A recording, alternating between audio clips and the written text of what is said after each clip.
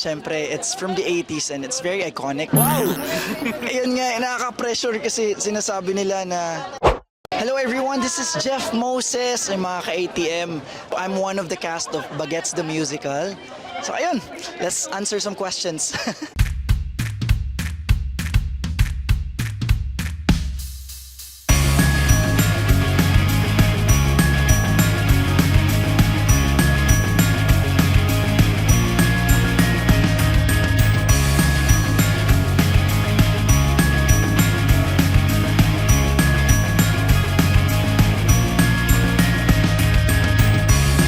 Again, this is Gino Padilla, and I'm inviting you to come and watch Bagets.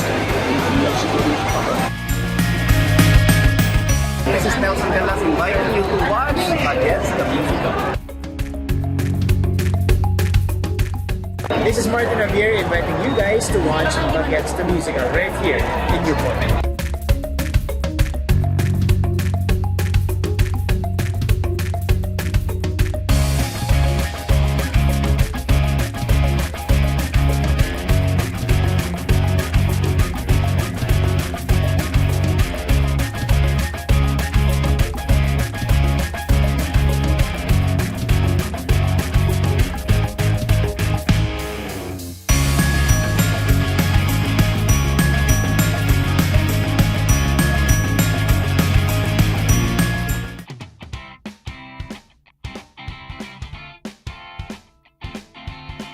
Hanggang ngayon from start hanggang ngayon, grabe yung brotherhood namin and samahan namin. All the cast, ensemble, and lahat ng cast, creatives, and everyone in PETA and Viva. Lahat kami, sobrang na-enjoy ko yung company nila.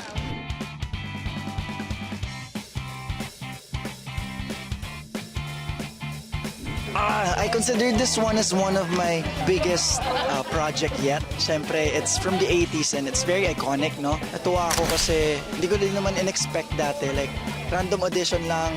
Sinabi sa akin ni Kuya Melvin, thankful ako kay Kuya Melvin kasi sinabi niya, mag-try ka mag-audition dito kasi this is Bagets, ha? Bagets is really big, ganun. So ako naman, without knowing na, like, ano talaga yung background ng ang Bagets. Siyempre, ni-research ko ganyan. Oo nga, sila Sir Agamulak and ganito, ganyan yan. So, tinapangan ko lang, nag-audition ako and yun, natanggap ako. I'm super happy and eto na ako ngayon, nagpe-perform on stage. Kaya super happy ako kasi this is my first ever theater and it's a musical. So, it's a big challenge and I'm really happy na na-achieve ko yung ganito, training and everything, and now I'm performing. May 1,000 na nanonood, so I'm really happy na puno yung theater.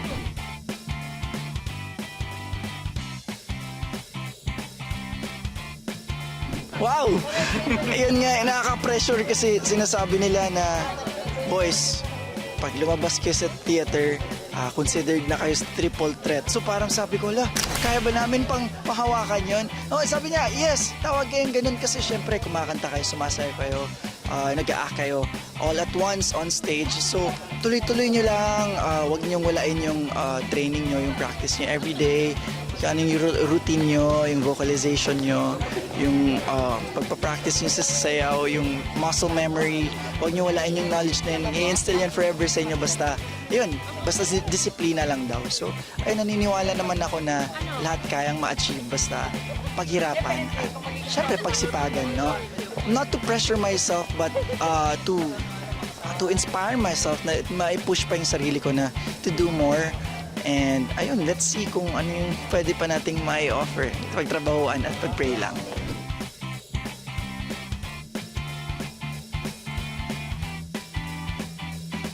So actually, napakalapit ni Topi kay Jeff. Siyempre, ako man, hiligay nun. So, I'm nagrensa as well. So, Topi is from Bacolod.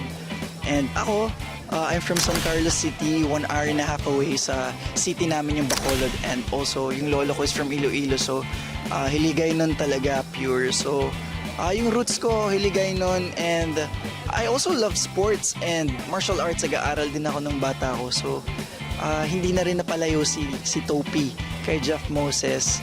And siguro masasabi ko, along the way sa journey ng training namin and sa mga shows, marami din akong natutunan na naidagdag ko sa character ni Topi. So, Topi is not that hard to portray pero malapit siya sa puso ko. And this is a memorable one. And the biggest one yet.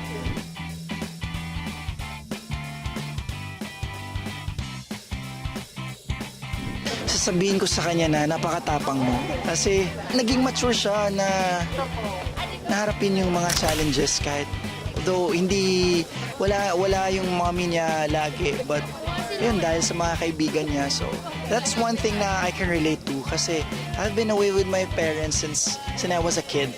Sa lolo kami lumaki. So yung character development, lahat mga natutunan ko off-cam, mga values ko, who I am, natutunan ko sa parents sa mga kaibigan ko, natutunan ko sa kaibigan ko. So, ayun, basically, friends are family. And I do believe na kapag pinipili mo yung mga kaibigan mo, minamahal mo yung kaibigan mo na parang pamilya mo, mamahalin ka din nila pabalik. And sila lang yung masasandalan mo, ano man ang mangyari. In this world, wala naman talagang ibang nangingibabaw kundi pagmamahal. So ayun, let's continue spreading love and yeah, live on and be happy. Yun lang.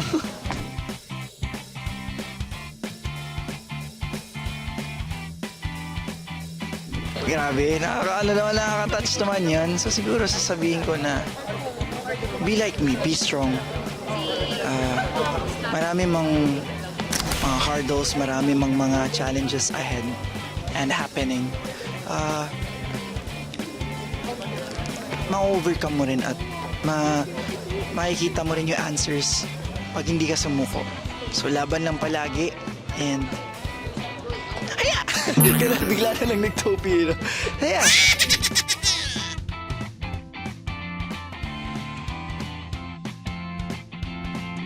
Bakit ka single? Ganun.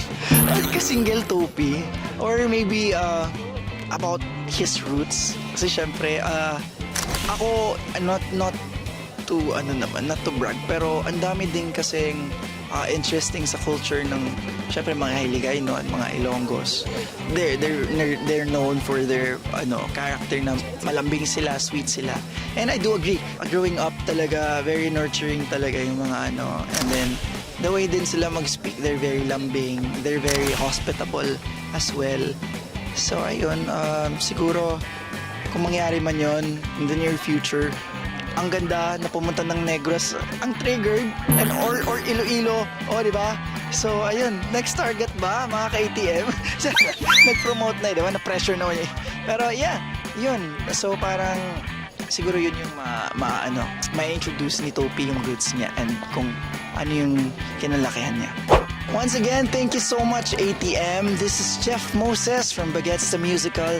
Iniimbitahan ko po kayong manood ng Bagets the Musical. Nagsimula nung January 23 until March 21 dito sa Newport Performing Arts Theater. Thank you so much and sana magkita tayo dito sa theater and ma-meet nyo rin yung makasama ko, yung Bagets.